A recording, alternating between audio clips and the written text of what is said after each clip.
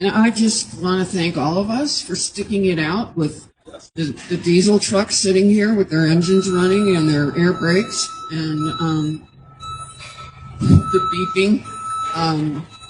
Didn't make us go away. It didn't scare us away. We are here because what we're concerned about is very important. It's the children. And they are our future. There's that song. The children are our future. And they are our most precious resource. And the church is losing a lot of young people because of a lot of the policies and practices. You're making a great point.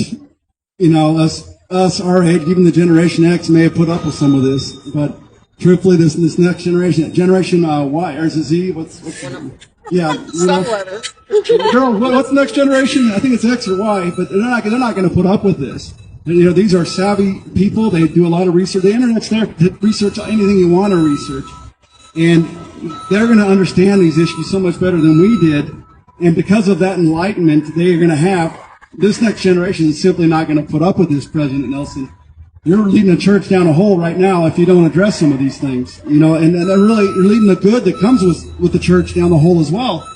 You're leading the church that has a lot of good in it down the hole, because this next generation is going to leave in droves if they don't believe the church is safe, and they're hearing all these stories about children in Arizona being raped and nobody cares. You know, this is very damaging to the future of the church. You are the steward of the church. You're the captain here, President Nelson. The next generation is not going to do this. Here's one other quick liner. We're taught in the scriptures to agree quickly with thine adversary. You can get rid of us like that by actually having real change. Over at Curtin McConkie, having victims advocates lawyers. Hire some, because there isn't one single one over there right now. So agree with thine adversary. Come now, let us reason together.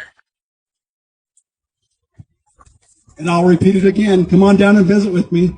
I'll get off the street and go in there and visit. You know, even if it's just your advisors, if I can even get that, I'll do it. I'll go in the building right here. Invite me in, and I'll visit with them, and we'll formulate some more ideas.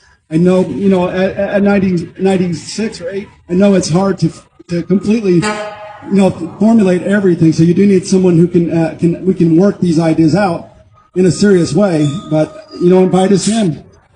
Hear what we got to say. Give us a seat at the table, and let's see where that takes us. Because when you have two people that even disagree on things, that discuss topics, often there's a greater truth that comes out of that. Disagreement is actually a powerful tool that God can work through. He can bring greater truths.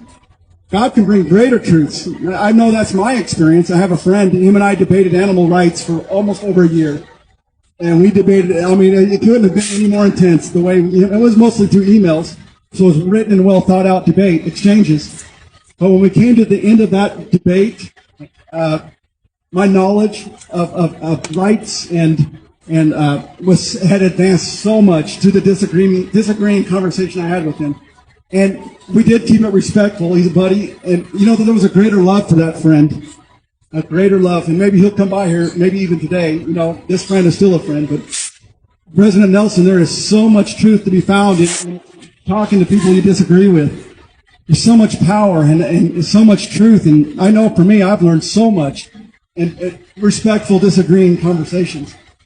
You know, bring somebody who disagrees with you to the table, and let's see what comes of that, President Nelson. I promise you it's going to be something very powerful. There is strength in recognizing when you do wrong. There is strength in recognizing when you don't know everything. There is strength in recognizing that the change needs to happen. Weakness is standing firm when you know something wrong is going on and you don't do anything to change it. No, weakness is when you are afraid to even hear the other side just to see what they're going to say. You know, that's weakness. Strength comes in, you know, and any good leader will listen to even the smallest person on staff just to see what they have to say, because often the best ideas come from the lowest person or the newest person. Because, the thing is we should be a people with a prophetic people, not just a people with a prophet. And this is exactly what the church is taught, but they're not honoring that. We're all told to go and pray and get the truth. This is beautiful, President Nelson. But when it actually happens, then you're going to beat it down to excommunication. You're going to threaten any kind of thoughts. This is not healthy. We want to be a prophetic people along with having a prophet, both. And the beauty of what everybody, a multiple of minds can bring to the table is far greater than what one man in prayer can bring to the table. President Nelson, you can change this. But anyways. Are we almost done? I think we're done, right? You can close it out. All right, everybody. Well, I want to just thank everybody for coming today, and I'm just going to reiterate, I'm just going to be like a broken record today. I am a broken record. President Nelson, come down and talk to me. You can change the church. I'm telling you, change the policy in the church so that it's not harmful. President Nelson, change the policy in the church so that it is no longer harmful. You can do it. You have the power to do it. You'll be remembered as the man who did it, as the prophet, seer, and revelator who brought a great, healthy environment where there was a harmful one. And that's my message, and I'll be praying for you. I'm fasting for you. I'm on the third day. I'm feeling hungry, and I'm smelling the food on the street. Feeling it. I'm fasting for you. But anyways, that's our message for the day, and you have a good day, and we'll talk to you tomorrow. Just wanted to say I read everybody's comments as we were doing this. There was a ton of participation. Thank you for tuning in. It's a beautiful day today. Overcast, the rain stopped. They stopped sweeping the streets.